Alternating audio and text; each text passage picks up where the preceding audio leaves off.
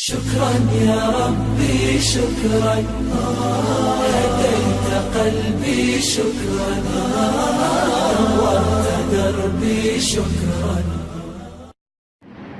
الحمد لله الذي نبر قلوب العارفين بنور الإيمان والفرقان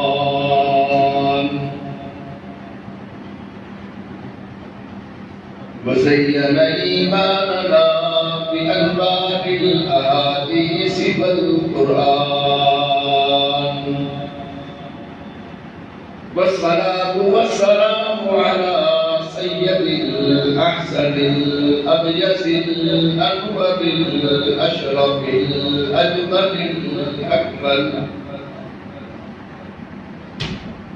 الذي بشر به روح الله وبعث له كريم الله ودعا له خليل الله هو محبوب للرحمن عين للأعيان سيدنا محمد المصطفى أحمد المجتبى علي المقام وشفيع الأنام وعلى آله وأصحابه أجمعين. أما بعد فأعوذ بالله من الشيطان الرجيم بسم الله الرحمن الرحيم. إنا عرضنا الأمانة على السماوات والأرض والجبال فأبين أن يحملنها وأشفقن منها وحملها الإنسان إنه كان ظلوما جهولا. صدق الله مولانا العظيم وبلغنا رسوله النبي الكريم وعلى ما قال ربنا من الشاهدين والشاكرين والحمد لله رب العالمين. اللهم صل على محمد وعلى آل محمد كما صليت على إبراهيم وعلى آل إبراهيم إنك حميد مجيد. اللهم بارك على محمد وعلى آل محمد كما باركت على إبراهيم وعلى آل إبراهيم إنك حميد مجيد. رب اشرح لي صدري ويسر لي أمري واحلل عقدة من لساني يفقهوا قولي. سبحانك لا علم لنا إلا ما علمتنا إنك أنت العليم الحكيم.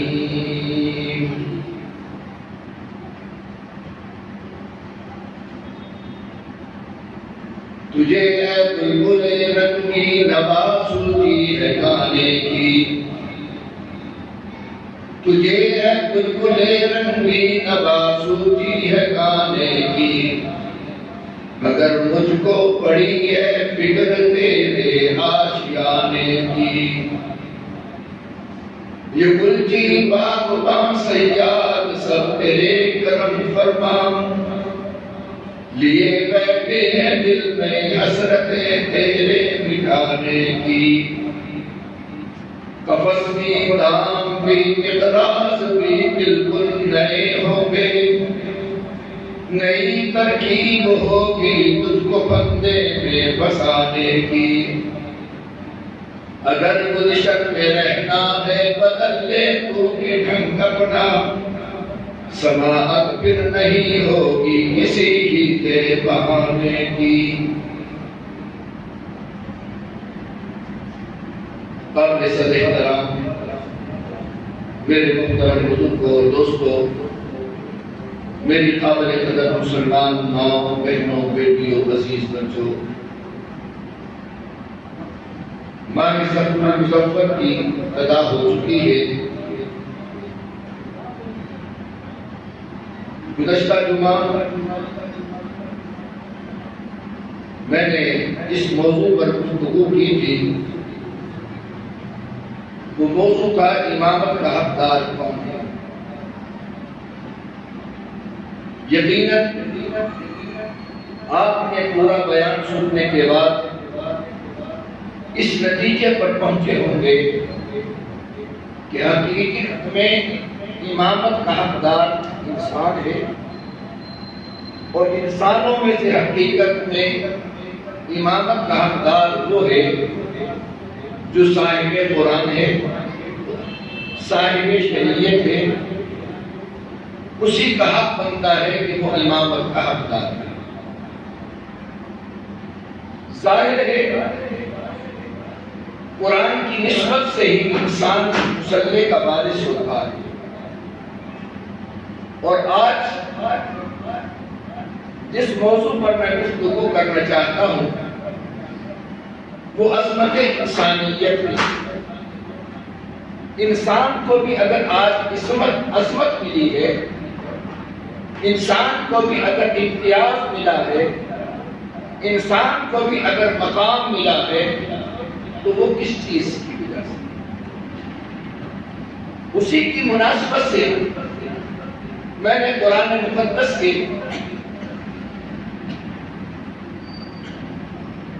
22ویں پارے کی آیات آپ کے سامنے تلاوت کی ہے۔ ان آیات مقدسہ میں خالق لم یزل نے اس چیز کی عظمت کو واضح کیا ہے جس چیز کی بنا پر انسانیت کو امتیاز ملا، اور وہ چیز کیا ہے؟ وہ ہے خلافت انسانیت،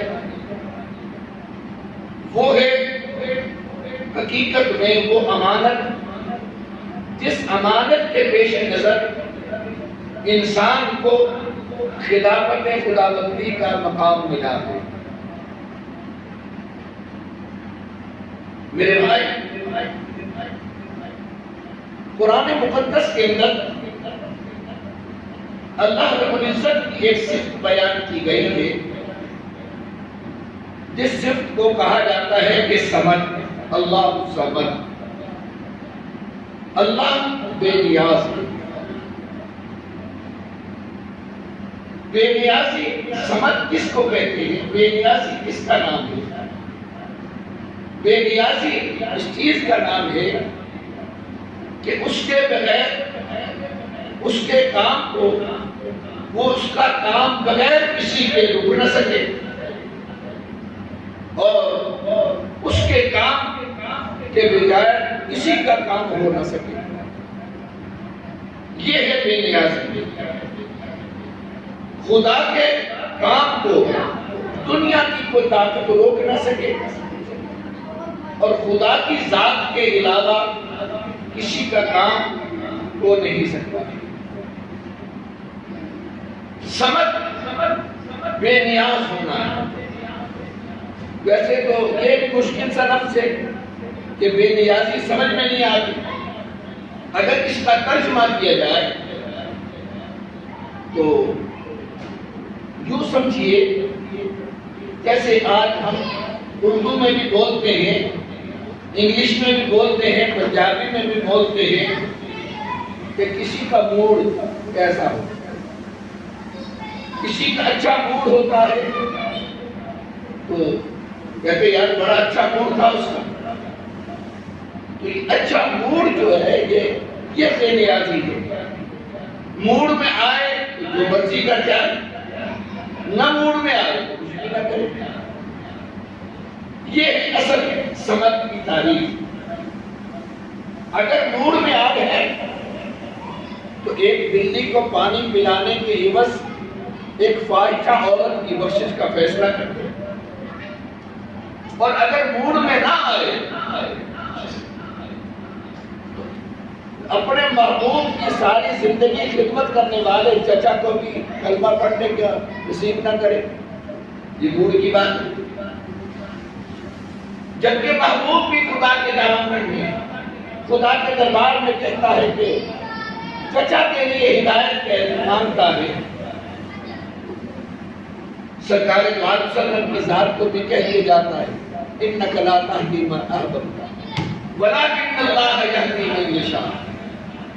محبوب یہ ہدایت دینا تیرے بس کی کام نہیں ہے، یہ ہدایت دینا میرا کام ہے، جس کو میں چاہتا ہوں ہدایت دینا، یہ اس کے نور کی بات ہوتی ہے۔ اللہ رب العزت نے کا ایک دن موڑ آیا تو سوچا میں نے ساری کائنات کی مخلوقات کو بنایا تو کیوں نہ میں ایک ایسی مخلوق بنا لوں جو مخلوق میری خلافت کی حقدار ہو جائے۔ یہ سوچ آئی، یہ خیال آیا، یہ موڑ اللہ کا آیا۔ اللہ رب العزت نے یہاں ایک بات ذہن میں رکھیے، اللہ کی ساری مخلوقات موجود تھی، لیکن ان مخلوقات میں دو مخلوقیں ایسی تھی جن مخلوقات کو اللہ نے ذی روح بھی بنایا اور ذی شعور بھی بنایا۔ یہ دو مخلوقات تھی، باقی مخلوقات وہ نہیں تھی۔ ذی روح اور ذی شعور مخلوقات دو مخلوقیں، اور وہ مخلوقیں کون سی تھی؟ ایک نوری مخلوق جس کو فرشتے کہتے ہیں، اور ایک ناری مخلوق جس کو جنات کہتے ہیں۔ یہ دو مخلوقات موجود تھی، ذی روح بھی تھی، ذی شعور بھی تھی،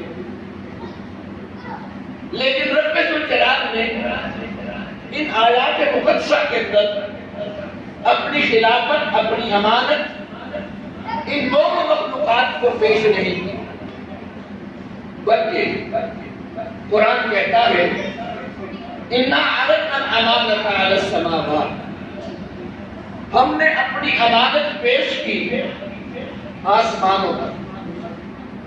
آسمان اللہ کی وہ مخلوق ہے جو سب سے زیادہ بلند ہے۔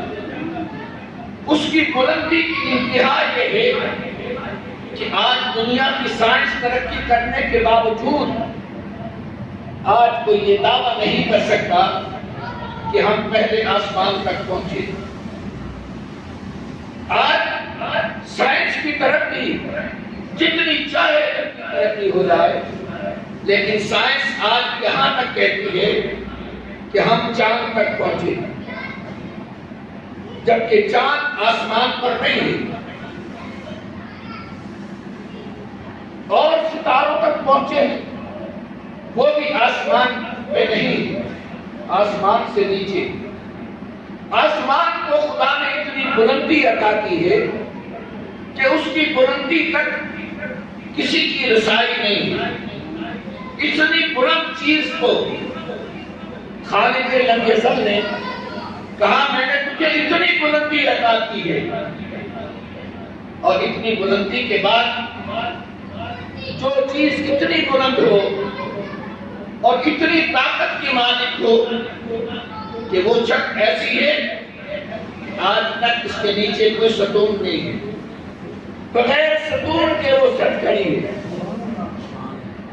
فرشتوں کا بوجھ اس پر ہے، لیکن آج تک آسمانوں پر کمزوری نہیں آئی، بغیر ستون کے کھڑی ہے۔ اتنی بلندی کے بھی ہو اور بغیر سہارے کے ہو، اس کی طاقت اور قوت کتنی ہوگی؟ تو رب ذوالجلال فرماتے ہیں اِنَّا عَرَضْنَا الْأَمَانَةَ عَلَى السَّمَاوَاتِ، ہم نے اپنی امانت کا بوجھ، اپنی خلافت کا بوجھ آسمانوں پر پیش کیا کہ آسمانوں تم ہمارا یہ بوجھ برداشت کر لو۔ قرآن کہتا ہے آسمانوں نے خدا کے سامنے ہاتھ جوڑ دیے اور کہا پروردگار تیرے ستاروں کا بوجھ اٹھا سکتے ہیں، تیرے چاند اور سورج کا بوجھ اٹھا سکتے ہیں، ہم سدرۃ المنتہا کا بوجھ اٹھا سکتے ہم بیت المعمور کا بوجھ اٹھا سکتے ہیں، تیرے فرشتوں کا بوجھ اٹھا سکتے ہیں، لیکن یہ تیری خلافت اور تیری امانت کا بوجھ ہم نہیں اٹھا سکتے۔ فَأَبَيْنَ أَن يَحْمِلْنَهَا وَأَشْفَقْنَ مِنْهَا، آسمانوں نے ہاتھ جوڑ دیے، رب ذوالجلال یہ ہمارے بس کا کام نہیں ہے، یہ بوجھ ہم نہیں برداشت کر سکتے۔ میرے بھائی، کچھ بوجھ ایسے ہوتے ہیں جو یقیناً ہر کوئی نہیں اٹھا سکتا۔ حضرت علی رضی اللہ تعالیٰ سے کسی نے پوچھا کہ تم میں سے سب سے طاقتور انسان کون ہے؟ حضرت علی رضی اللہ تعالیٰ نے جواب میں ارشاد فرمایا، ہم میں طاقتور انسان ابو بکر۔ سوال کرنے والے نے پوچھا دلیل کیا ہے؟ فرمایا کہ ایک دن میرے آقا سرکار دو علیہ وسلم کی ذات نے مجھ پر اپنا پاؤں رکھا تو میں بوجھ برداشت نہیں کر سکا، میں نبی نبوت کا بوجھ نہ اٹھا سکا۔ صدیق طاقتور انسان تھا جو نبوت کا بوجھ اٹھا کر ہمارے سور پہ چل گیا۔ سبحان اللہ۔ مسلمان بھائی، حضرت عباس جو رسول اللہ صلی اللہ علیہ وسلم کے چچا نے، جن کا تذکرہ آج سے چند جمعے پہلے میں نے حضرت عمر رضی اللہ تعالیٰ عنہ کی موضوع پر گفتگو کرتے ہوئے کہا تھا کہ وہ پرنامہ جو پیغمبر نے لگوایا تھا، سرکار دو عالم صلی اللہ علیہ وسلم نے سب سے پہلے عباس نے کہا آقا یہ پرنامہ مجھ پر کھڑے ہو کر آپ لگا دیجیے۔ جب آپ نے حضرت عباس چچا پر پاؤں رکھا تو وہ برداشت نہ کر سکے۔ اس کے بعد حضرت عباس رضی اللہ تعالیٰ عنہ کو رسول اللہ صلی اللہ علیہ وسلم نے فرمایا کہ تم میرے کندھوں پر کھڑے ہو کر اس پرنالے کو لگا لیں۔ یہ پرنالہ، یہ بوجھ تم نہیں برداشت کر سکتے۔ نبوت کا یہ بوجھ ہر کسی کے برداشت کرنے کی ہمت نہیں ہے۔ اس بوجھ کو برداشت کیا ہے تو حقیقت میں دیکھا جائے اس بوجھ کو برداشت کرنے والی ابو بکر کی ذات ہے جو غار ثور پر مسلمان بھائی۔ یہی وجہ تھی کہ یہ بوجھ جو امانت کا بوجھ تھا، آسمانوں نے جواب دے دیا، کہا یہ بوجھ ہم نہیں اٹھا سکتے۔ رب ذوالجلال نے قرآن کہتا ہے آسمانوں کے جواب دینے پر آپ نے یہ پیشکش، یہ بوجھ کی پیش کیا زمین پر کہ زمین تیری تو وسعت ہے، تو بہت پھیلی ہوئی ہے، تو بہت بوجھ اٹھانے والی ہے۔ ساری دنیا کا بوجھ تجھ پر، پہاڑوں کا بوجھ تجھ پر، سمندروں نے چیر کر تمہارے اندر گئے، دریا تمہارے اندر چیرے گئے، سب کچھ برداشت کرنے والی ہے، تو یہ امانت تو بھی برداشت کر لے۔ عرضنا الامانۃ علی السماوات والارض، دوسرے نمبر پر بھی امانت پیش کی گئی زمین پر۔ میرے بھائی، قرآن کہتا ہے فَأَبَيْنَ أَن يَحْمِلْنَهَا وَأَشْفَقْنَ مِنْهَا، زمین نے بھی ہاتھ جوڑ دیے اور کہا پروردگار میں نہیں اس کو وزن کو اٹھا سکتی ہوں، میں ساری دنیا کا وزن اٹھا سکتی ہوں، پہاڑوں کے وزن اٹھا سکتی ہوں، لیکن یہ آپ کی امانت کا بوجھ میں نہیں اٹھا سکتی۔ اس نے بھی جواب دے دیا۔ مسلمان بھائی، تیسرے نمبر پر کی امانت پہاڑوں پر پیش کی گئی۔ پہاڑ خدا کی وہ مخلوق ہے جس کے بارے میں دنیا کے اندر یہ مشہور ہے کہ اس سے زیادہ سخت چیز کوئی نہیں۔ مشہور یہ کسی کی سختی کو پہاڑوں سے پتھروں سے تعبیر کیا جاتا ہے، لیکن میں یہ سمجھتا ہوں کہ یہ ہماری سوچ غلط ہے۔ پتھر اتنا سخت نہیں ہے، اتنی سختی پتھر میں نہیں ہے، وجہ قرآن کہتا ہے لو انزلنا هذا القرآن على جبل لرأيته خاشعا متصدعا من خشية الله۔ قرآن کہتا ہے اگر یہ قرآن ہم پہاڑوں پر اتار دیتے تو یہ پہاڑ بھی اللہ کے خوف اور خشیت سے ریزہ ریزہ ہو جاتے۔ اور علماء نے لکھا ہے کہ پہاڑوں کے اندر سے یہ جو چشمے نکلتے ہیں، اور پہاڑی زندگی رکھنے والوں سے ذرا معلوم کر لیجئے کہ پہاڑوں کے حالات کیا ہیں، وہ آپ کو بیان کریں گے کہ بعض موقعوں تک بڑی بڑی چٹانیں اچانک پہاڑ سے ٹوٹ کر نیچے گر جاتی، اور محققین نے لکھا ہے کہ یہ چٹانیں کیوں پتھروں سے ٹوٹتی ہیں اور یہ گرتی کیوں ہے؟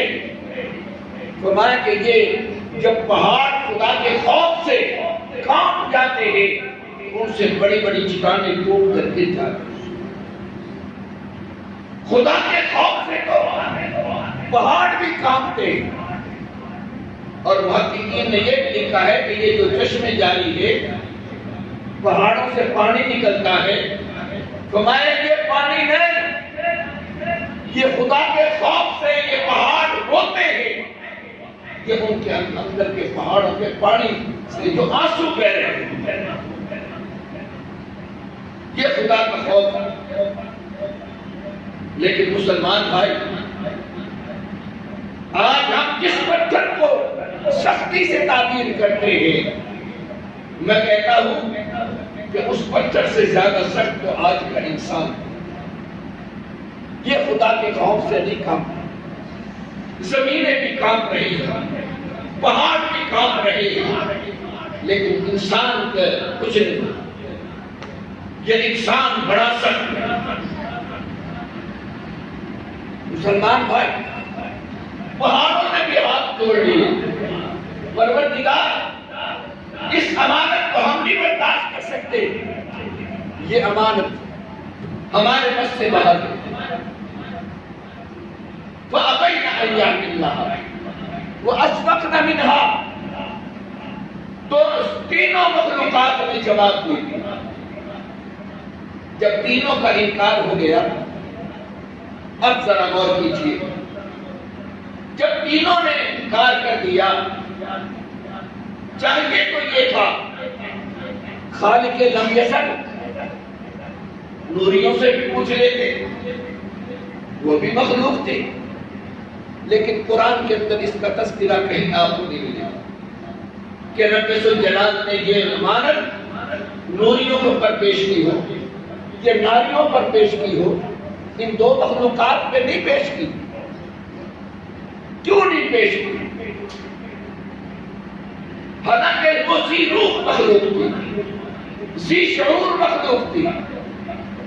یہ تین مخلوقات ذی روح ذی شعور نہیں ہے، لیکن وہ ذی روح ہونے کے باوجود، ذی شعور ہونے کے باوجود اللہ نے نوریوں کے سامنے یہ امانت پیش کی۔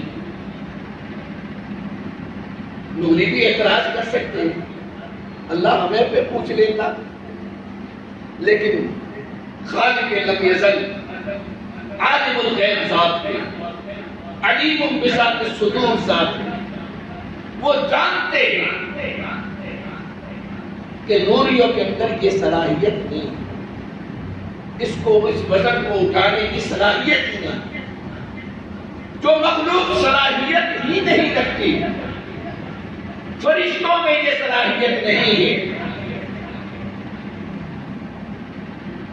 اب ناریوں میں پھر ناریوں پر پیش کر دیتے،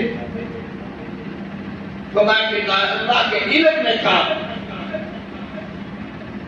کہ ناری یہ تو خود انسان کی عظمت کو نہیں مانتا، اس نے انکار کرنا۔ اللہ نے ان دو مخلوقات کو یہ امانت نہیں پیش کی۔ رب ذوالجلال نے ان تینوں مخلوقات کے انکار کے بعد فرشتوں کو کے سامنے ایک چیز کا اظہار کیا، اظہار نہیں اعلان کیا۔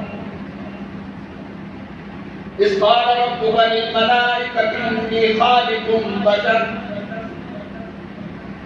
فرشتوں کے سامنے اظہار کیا، فرشتوں میں ایک مخلوق پیدا کرنے لگا، میں اللہ کیوں پیدا کرنے لگا ہے؟ فرشتوں نے پوچھا کہ تو اس مخلوق کو، کہا آسمانوں نے جواب دے دیا، زمین نے جواب دے دیا، پہاڑوں نے جواب دے دیا، اب ظاہر ہے میں نے تو اپنی خلافت دینی ہی دینی، اپنی امانت کسی کے سپرد کرنی ہی کرنی، تو میں ایک اور مخلوق پیدا کرنے لگا۔ دوسرے مقام پر قرآن نے کہا وَإِذْ قَالَ رَبُّكَ لِلْمَلَائِكَةِ إِنِّي جَاعِلٌ فِي الْأَرْضِ خَلِيفَةً، اللہ نے اپنے فرشتوں کے سامنے کہا کہ میں اپنا خلیفہ بنانا چاہتا ہوں۔ اللہ کو خلیفہ تو بنانا چاہتا ہے، لیکن کس کو پیدا کرنا چاہتا ہے؟ وہ مخلوق کون سی ہوگی؟ کون سی مخلوق ہوگی؟ وَإِنِّي خَالِقٌ بَشَرٌ، وہ مخلوق کون سی ہوگی؟ بشر۔ قرآن نے میرا اور آپ کا تعارف بتایا، ہم کیا ہیں؟ آدم کیا ہے؟ آدم کی اولاد کیا ہے؟ بشر۔ میں نہیں کہہ رہا، کوئی مجھ سے چڑھے لو جی انبیاء کو یہ بشر کہہ رہا، خدا قرآن کہہ رہا انی خالق بشر، میں بشر پیدا کروں۔ بشر کون ہے؟ آدمی ہے۔ آدم کی آدمی کون ہے؟ آدم کی اولاد۔ سب سے پہلا بشر، سب سے پہلا آدم، سب سے پہلا آدمی حضرت آدم علیہ السلام۔ انسان، عبد، یہ اس کے مختلف نام ہیں۔ انی خالق بشر، میں بشر پیدا کرنے لگا، اور یہی وہ میری مخلوق ہوگی جو میری خلافت کی حقدار ہوگی۔ اب فرشتوں کے جو سامنے تھا کہ وہ مخلوق کیسے بنے گی، فرشتوں سے مٹی جمع کی گئی۔ جب فرشتوں کے سامنے آدمیت کا مادہ آیا، بشر کا مادہ آیا، مادے کو دیکھ کر فرشتوں نے کیا کہا؟ أَتَجْعَلُ فِيهَا مَن يُفْسِدُ فِيهَا وَيَسْفِكُ الدِّمَاءَ، اللہ تو کیوں اس انسان کو پیدا کر رہا؟ یہ تو اس کا تو مادہ، اس میں تو تضادات جمع ہو چکے ہیں۔ اگر یہ اس کو تو پیدا کرے گا، کیا کرے گا کہ کیا کرے گا؟ ظاہر تضادات ٹکرائیں گے آپس میں، جو شیلا پن آئے گا، جذبات آئیں گے، ٹکراؤ آئے گا۔ أَتَجْعَلُ فِيهَا مَن يُفْسِدُ فِيهَا وَيَسْفِكُ الدِّمَاءَ، یہ تو فساد برپا کرے گا، یہ تو خون بہائے گا، قتل و غارت گری کرے گا۔ ہاں، فرشتوں نے ایک چیز سمجھی کہ جو اللہ فرما رہے ہیں کہ میں اپنی خلافت کا بول ڈالنے لگا ہوں، شاید خلافت اس کا معنی ہے اللہ اللہ کرنا، تسبیحات پڑھنا، یہ کام کرنا صرف اسی کا نام خلافت ہے؟ تو کوئی بات نہیں، فرشتوں نے کہا اگر تسبیحات ہی پڑھوانی ہے تو انہیں اپنا ذکر ہی کروانا ہے، تو نے اپنی حمد و ثنا ہی کروانی ہے۔ وَنَحْنُ نُسَبِّحُ بِحَمْدِكَ وَنُقَدِّسُ لَكَ، ہم جو حاضر ہیں اور ایسی تعریف کریں گے کہ ایسی تعریف نہ کوئی آج تک مخلوق کر سکی ہے، نہ کریں گے۔ یہ کام فرشتوں کی غذا ہے، خدا کی حمد و ثنا کرنا یہ فرشتوں کی غذا ہے۔ اور حدیث میں آتا ہے رسول اللہ صلی اللہ علیہ وسلم نے ارشاد فرمایا کہ کچھ فرشتے ایسے ہیں جو اللہ کی تعریف کرتے ہیں اور وہ قیامت تک تعریف ہی کرتے ہیں۔ کچھ ایسے فرشتے ہیں وہ رکوع کر رہے ہیں اور قیامت تک وہ رکوع میں رہیں گے۔ کچھ ایسے فرشتے ہیں جو سجدے کر رہے ہیں، فرمایا کہ وہ قیامت تک سجدے میں رہیں گے۔ جو قیام میں ہے وہ قیام میں رہیں گے، جو رکوع میں ہے وہ رکوع میں رہیں گے، جو سجدے میں ہے وہ سجدے میں رہیں گے۔ اتنے لمبے سجدے انسان تو نہیں کر سکتے۔ تو فرشتوں نے کہا وَنَحْنُ نُسَبِّحُ بِحَمْدِكَ وَنُقَدِّسُ لَكَ، ہم ہیں تیری تعریف کرنے والے، ہم ہیں تیری پاکیزگی کو بیان کرنے والے، ہم کریں گے۔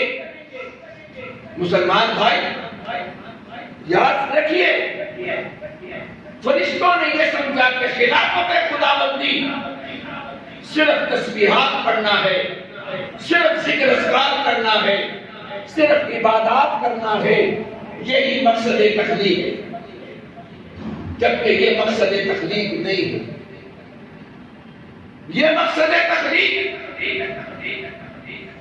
اس مقصد تخلیق میں جس کو آج ہم بھی کہتے ہیں کہ انسان کو کیوں پیدا کیا گیا، تو ہم کہتے ہیں عبادت کے لیے۔ وَمَا خَلَقْتُ الْجِنَّ وَالْإِنسَ إِلَّا لِيَعْبُدُونِ، یہ آیت پیش کی جا رہی ہے۔ اس مقصد تخلیق میں صرف عبادت نہیں ہے، صرف عبادت، مقصد تخلیق کے اندر انسان بھی شامل ہے، جنات بھی شامل ہے۔ خلافت اس کا نام نہیں ہے۔ خلافت اور امانت ایک بہت عظیم بوجھ ہے، ایک عظیم مشن ہے۔ میں کہا کرتا ہوں کہ اگر مقصد تخلیق انسان کی صرف یہ ہوتی کہ عبادت مقصد تخلیق ہوتی تو پھر اس میں مقصد تخلیق میں تو جنات بھی شامل ہیں۔ تو پھر رب ذوالجلال نے جب عبادات کے اندر مقصد تخلیق میں انسان اور جنات شامل ہیں تو پھر اللہ رب العزت کو چاہیے یہ تھا کہ وہ اللہ کے نبی کچھ انسانوں میں بھیجتے اور کچھ جنات میں سے۔ لیکن خالق لم یزل نے انبیاء کا سلسلہ جنات میں نہیں ہے، صرف انسان کے۔ معلوم ہوا انسان کچھ اور ذمہ داری کا مالک۔ ان قرآن پڑھو، ہم نے قرآن رینٹ پہ چلایا ہوا، کوئی مر گیا مولوی جی کو رینٹ پہ بچے دے دو قرآن پڑھا۔ مرنے سے پہلے کوئی اپنا بیٹا لو، کوئی اپنا پوتا لو، کوئی اس قابل نہ ہو جاؤ کہ تم مرو تمہارے بعد کوئی قرآن پڑھنے والا ایک بچہ تو ہونا چاہیے۔ کہا رب نے کہا میرا قرب چاہتے ہو تو قرآن کی تلاوت۔ اگلی بات امام احمد بن حنبل نے اگلا سوال کیا، پروردگار عالم کیا میں قرآن سمجھ کے پڑھوں یا ویسے ہی تلاوت کرتا چلوں بغیر سمجھے پڑھوں، کس طرح مجھے تیرا قرب نصیب ہوگا؟ اللہ رب العزت نے فرمایا سمجھ کے پڑھے گا پھر بھی قرب نصیب ہوگا اور بغیر سمجھے پڑھے گا پھر بھی قرب نصیب۔ مسلمان بھائی ہم نے کب قرآن کو چھوڑ دیا؟ ہمارے بر صغیر کی تاریخ کے اندر ایک واقعہ لکھا ہے، ہمارے بزرگ تھے، ان کے دوست ایک منشی صاحب تھے، ان کو سرکاری ملازمت مل گئی۔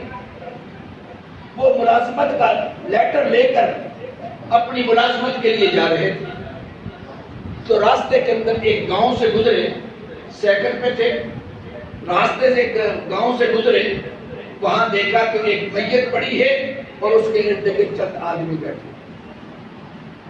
جب یہ گزرنے لگے، بارش تھے، اچھی صحبت والے تھے، دیندار تھے، بے شک مولوی نہیں تھے، داڑھی تھوڑی تھی، ان لوگوں نے ان کو روکا۔ انہوں نے کہا مولوی صاحب ذرا ٹھہر جائیے۔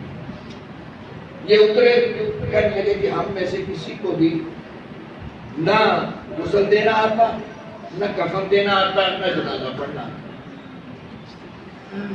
تو آپ مہربانی کیجئے، ہمارا یہ ساتھی فوت ہو گیا ہے، اس کو غسل بھی دے دیجئے، اس کو کفن بھی دے دیجئے اور اس کا جنازہ بھی پڑھا۔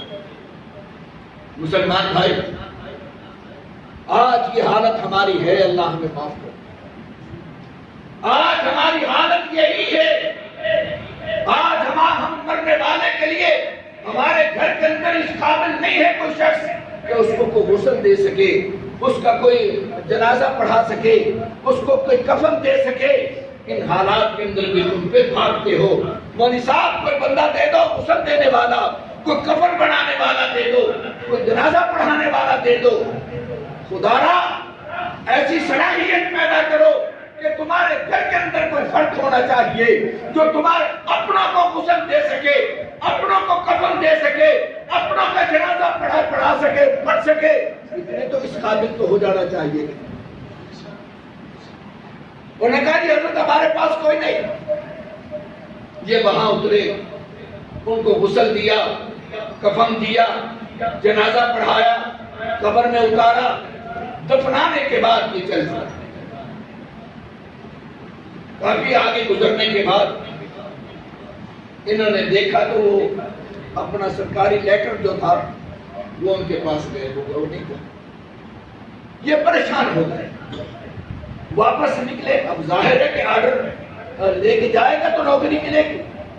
یہ گئے، واپس تلاش کرتے کرتے کہیں نہیں ملا، اس گاؤں میں چلے گئے۔ ان کو شک ہو گیا کہ میں جب میت کو قبر میں اتار رہا تھا، ہو سکتا ہے کہ اس وقت میں وہاں پہ قبر میں نہ گر گیا۔ یہ اس گاؤں میں گئے، جانے کے بعد ان سے کہنے لگے کہ بھائی میرا یوں آرڈر تھا وہ گر گیا ہے، اگر تم اجازت دو تو ہم قبر کھول کے دیکھ لیں۔ انہوں نے کہا کہ آپ نے ہم پہ بڑی مہربانی کی ہے تو آئیے ہم آپ کا ساتھ دیتے ہیں۔ انہوں نے قبر کھولی جس وقت تو سارے کے سارے لوگ اس منظر کو دیکھ کر حیران۔ کیا دیکھتے ہیں کہ وہ میت جس کو چند لمحے پہلے انہوں نے دفن کیا تھا، وہ ساری کی ساری میت جو ہے وہ پھولوں سے بھری پڑی، خوشبو سے معطر ہے، اور اس کے چھاتی پر وہ آرڈر پڑے۔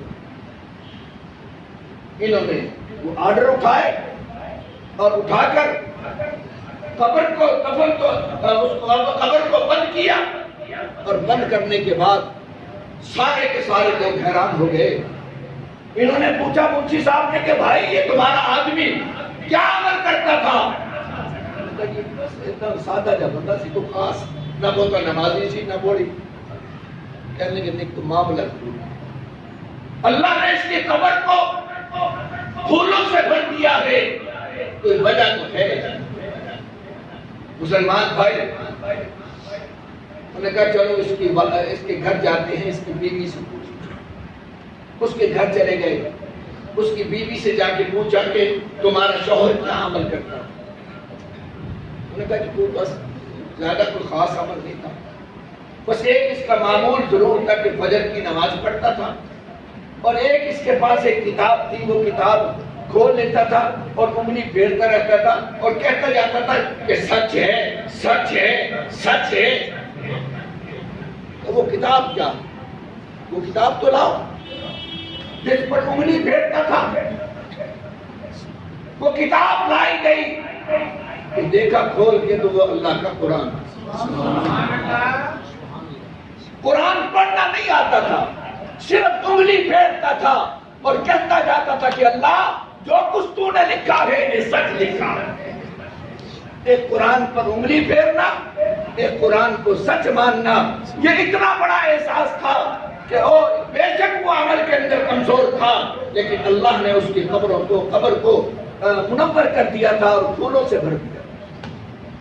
مسلمان بھائی، آج اپنی اولاد کو دنیاوی تعلیم کے اندر تمنا ہے ڈاکٹر بن جائے، انجینئر بن جائے، بنائیے، میں اس کا انکار نہیں کرتا، لیکن اللہ کا قرآن ضرور پڑھائے۔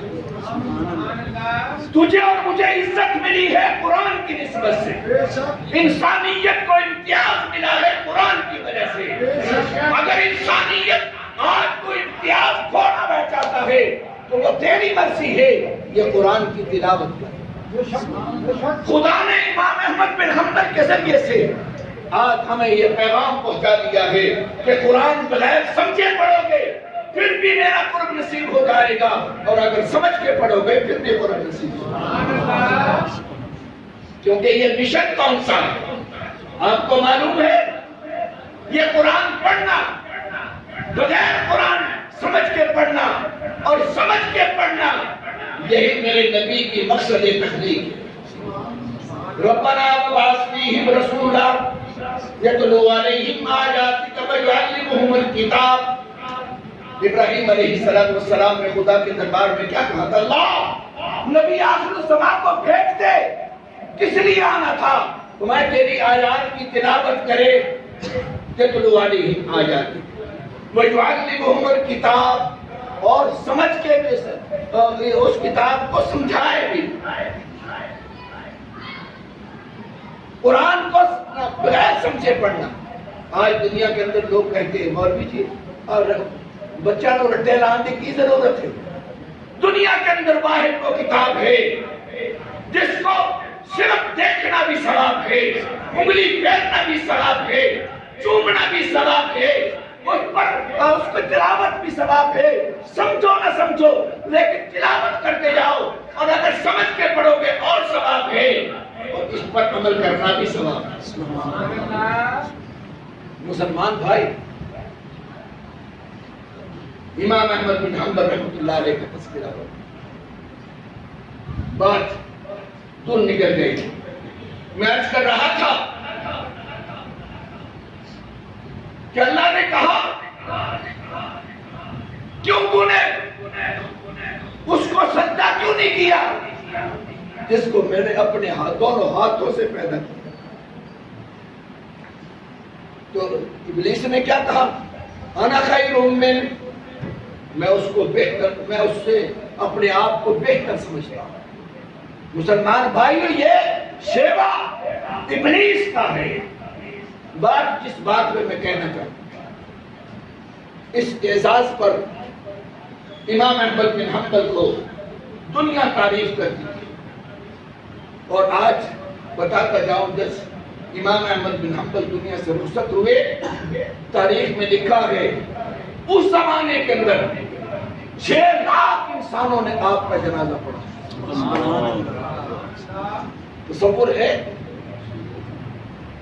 6 لاکھ انسانوں نے۔ میں بتا یہ رہا تھا کہ اتنی اللہ نے اس کی وجہ سے عزتیں دی کہ دنیا ان کی تعریف کرتی تھی۔ ایک شخص نے آ کے کہا امام احمد بن حنبل سے کہ جی وہ فلاں مقام پہ گیا تو آپ کی تعریف ہو رہی ہے، آپ کی آنکھوں سے آنسو آئے۔ رو کر کہا کہیں ایسا نہ ہو کہ اللہ میری اس کی پکڑ میں مجھے پکڑنا پڑے، میرے استدراج نہ سمجھے، میرے دل کے اندر تکبر نہ آ جائے۔ آج ہماری حالت کیا ہے؟ آج ہماری حالت یہ ہے، ہم ہر ایک انسان کو اپنے سے کمزور سمجھتے ہیں اور اپنے آپ کو بہتر سمجھتے ہیں۔ یہ صرف نہیں، یہ گندی خصلت اور یہ ابلیس کی خصلت قرآن کیا خود پیش کرتا ہے، کان خیر من، میں اس سے بہتر ہوں، خلقتنی من نار وخلقتہ من طین، اس لیے کہ میں آگ سے پیدا ہوا ہوں اور وہ مٹی سے پیدا ہوا۔ تخلیق دیکھی، تخلیق ہی دیکھ کر، مادے کو دیکھ کر فرشتوں نے اعتراض کر دیا تھا، اللہ کیوں پیدا کر رہا ہے؟ یہ تو فسادی ہے، یہ تو خون بہائے گا، یہ تو دہشت گرد ہے۔ یہ کوئی لقب سانو نما نہیں ملیا، فرشتوں نے پہلا لقب دیا، وَيَسْفِكُ الدِّمَاءَ، یہ تو دہشت گرد ہے، تو غارت نہیں کریں گے۔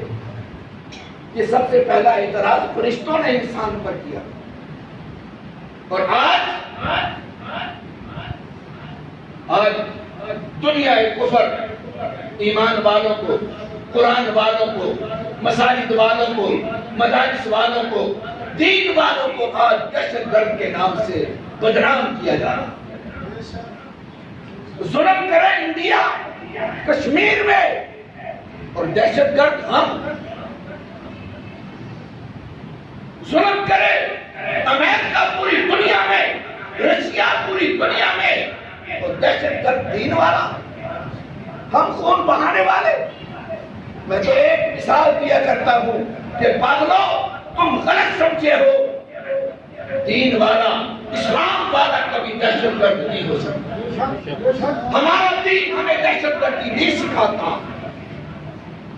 ہمارا دین تو وہ دین ہے جو کہتا ہے وضو کرتے وقت بھی پانی زیادہ نہ بہاؤ۔ جو مجھے میرا دین وضو کے اندر پانی بہانے کی اجازت نہیں دیتا، وہ خون بہانے کی اجازت دے گا؟ نہیں۔ تمہارا تصور غلط ہے، نہیں ہمارا یہ تصور۔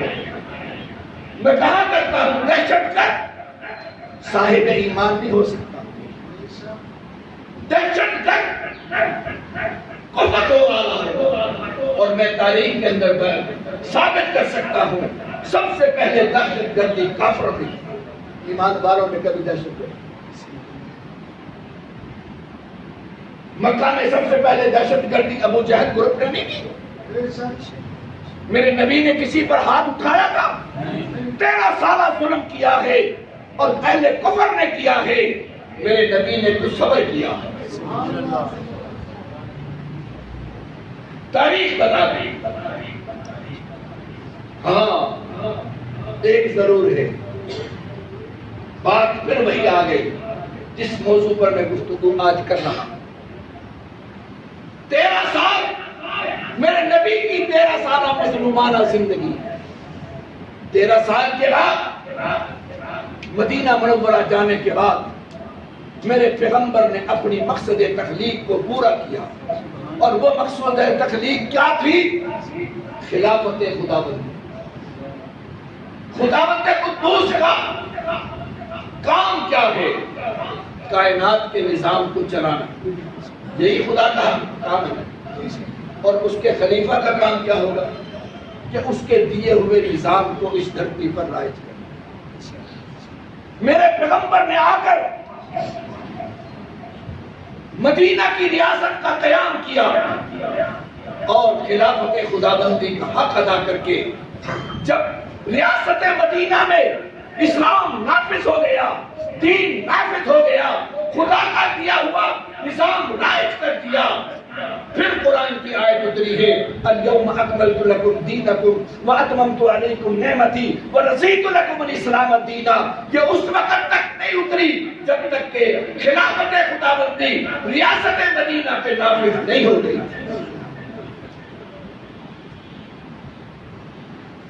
ایک مدینہ کی خلافت آج پاکستان پہ بھی نافذ ہے، ماشاءاللہ آپ سارے اس کے پابند ہیں۔ کتنی ریاست، کتنی خلافت، مدینہ کی ریاست آج پاکستان پڑی ہوئی ہے، غریب مرتا جا رہا ہے، بھوکا مرتا جا رہا ہے، اور مدینے کی ریاست کا نام لے کر بدنام کرنے والی قوم، جا کے پوچھ، مدینے کے امیر المومنین عمر نے کہا تھا اگر میری 22 لاکھ مربع میل کے کسی مقام پر ایک کتا بھی بھوکا مر گیا تو قیامت کے دن میرا گریبان پکڑا جائے۔ یہ ہے ریاست مدینہ کا تصور۔ توڑے ہاں ساری قوم مر جائے پر وہ ہر دن ساری حکومت بچی رہے، اور کوشش بھی انشاءاللہ یہی ہے کہ قوم مر جائے، اسی باقی رہی ہے۔ یہ سوچے تمہاری غلط ہے۔ شیطان نے کیا کہا؟ انا خیر من،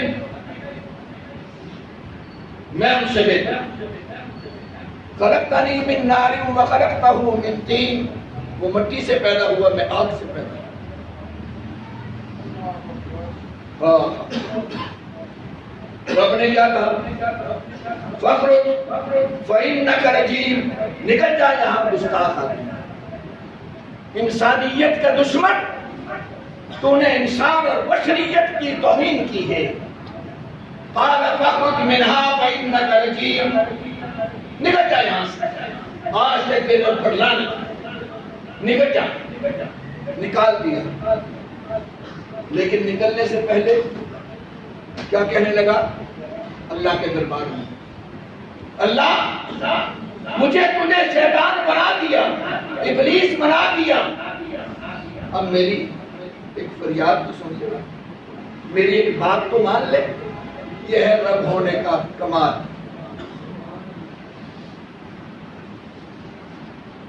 رب ہے، دشمن ہے، باغی ہے، حکم نہیں مانا، لیکن رب پھر رب ہے۔ وہ اب آج رب کو ماننے والا کہتا ہے میری سنتا نہیں، ارے وہ تو شیطان کی سن رہا ہے۔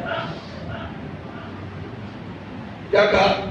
قال رب فانظرنی الی یوم یبعثون، اللہ مجھے تو نے کہا شیطان تو بنا دیا، میری ایک بات مان لے۔ کہا مجھے قیامت تک کے لیے زندگی دے، مجھے قیامت تک کے لیے زندگی دے۔ واہ اللہ، تیری وسعت ظرفی کے کمال نہیں۔ کہا قال رب فانظرنی الی یوم یبعثون، مجھے زندگی دے دے قیامت تک کے لیے۔ اللہ نے کہا جا تجھے قیامت مانگ لیا۔ مانگ کے خدا کے دربار میں ایک جملہ کہا۔ مسلمان بھائیو غور کیجئے، شیطان نے خدا کے دربار میں کیا کہا؟ قال فبعزتک لأغوینہم اجمعین، اللہ آج میں تیرے دربار میں تیری قسم کھا کے کہتا ہوں کہ میں تیرے بندوں کو گمراہ کر کے چھوڑوں۔ سنو، اپنے شیطان کا چیلنج، اپنے دشمن کا چیلنج سمجھو۔ رحمان کے بندے ہو کر شیطان کا چیلنج، قال فبعزتک لأغوینہم اجمعین، اللہ میں تیری قسم کھا کے کہتا ہوں کہ میں تیرے بندوں کو گمراہ کروں، میں مسجد کی طرف نہیں آنے دوں گا، میں سجدے کرنے کی طرف نہیں آنے دوں گا، میں دین کی طرف نہیں آنے دوں گا، نہ جسم لگواؤں گا، نہ دولت لگنے دوں گا، میں آج تیرے دربار میں لأغوینہم اجمعین، سب کو گمراہ کروں۔ شیطان ہمارا اصلی دشمن، اللہ کے دربار میں اللہ کی قسم کھا کے کہہ رہا ہوں۔ ہاں، ایک جملہ اس نے عجیب کہا، الا عبادک منہم المخلصین، اللہ گمراہ ضرور کروں گا لیکن جو تیرے خاص بندے ہوں گے انہاں تے میرا داں نہیں چلے، ان کا میرا داں۔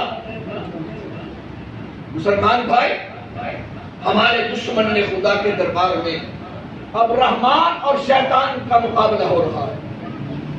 آج بحیثیت انسان، جس انسان کو رب نے پیدا کیا، اپنے ہاتھوں سے پیدا کیا، تجھے امامانت جیسی نعمت دے کر تجھے عزتوں سے نوازا، تیری وجہ سے تیرے انکار کی وجہ سے، تیرے گمراہی کرنے کی وجہ سے، تیرا انکار کرنے کی وجہ سے اللہ نے شیطان کی ساری عبادات کو خاک میں ملا دیا، ان کو لعنت کا طور ڈال دیا، تیری وجہ سے سب کچھ کیا۔ آج وہ تجھے گمراہ کرنا چاہتا ہے، تجھے اپنے رب سے موڑنا چاہتا ہے۔ آج عہد کرنا ہے، ہم نے رحمان کی مان کے چلنا ہے کہ شیطان کی مان؟ تو شیطان آپ کو نہیں جانے دے گا۔ شیطان تو کہے گا نا، رات کو سو جا، مت فجر کی نماز کے لیے اٹھ۔ شیطان تو کہے گا نہ اپنے جسم کو خدا کی چوکھٹ پہ جھکا، یہ پیشانی نیاز نہ جھکا۔ شیطان تو کہے گا کہ نہ اپنی دولت کو دین پہ لگا، دنیا پہ لگا، بے حیائی پہ لگا، فحاشی پہ لگا۔ یہ آج شیطان یہ گمراہ ہے۔ اب آپ نے فیصلہ کرنا ہے کہ آپ نے شیطان کی مان کے چلنا ہے۔ رحمان کہتا ہے میری چوکھٹ پہ جھک، میرے دربار پہ جھک کے مان۔ وَإِذَا سَأَلَكَ عِبَادِي عَنِّي فَإِنِّي قَرِيبٌ۔ محبوب بتا دے دے اپنے بندوں کو کہ میں تمہارے قریب ہوں، جب تجھے پکارو گے میں تمہاری پکار سے۔ آؤ، ہم نے کس کو پکارا؟ ہماری عظمت اور انسانیت کا کمال وہ میرے رحمان کی مان میں پڑا۔ میرے پاس وقت نہیں ہے، دیر پھر ہو جاتی ہے۔ مسلمان بھائی، آج عہد کرنا ہے کہ ہم نے انسانیت کو عظمت قرآن کی وجہ سے ملی ہے۔ ہم نے نہ آج کے بعد قرآن چھوڑنا، نہ ہم نے نماز چھوڑنا۔ وعدہ ہے، اور انشاءاللہ ہم دین کے کام کے لیے اپنی قربانی دیں گے۔ مسجد کے لیے